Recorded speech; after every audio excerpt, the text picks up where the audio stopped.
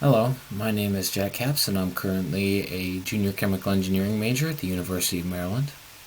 I created this portfolio as part of my professional writing class, and I designed it to be geared towards potential employers.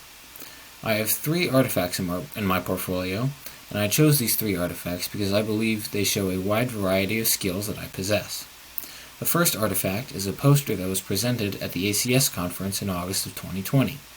I worked on this project during my time at the Naval Research Laboratory in DC. It contributed a lot of the data to this project.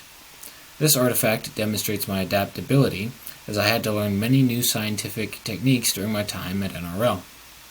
The second artifact is a poster that I created about the UMD library system for the College Park Scholars Showcase. This artifact demonstrates communication and time management. The third artifact is my portion of a statistics group project that I had to take for a statistics class.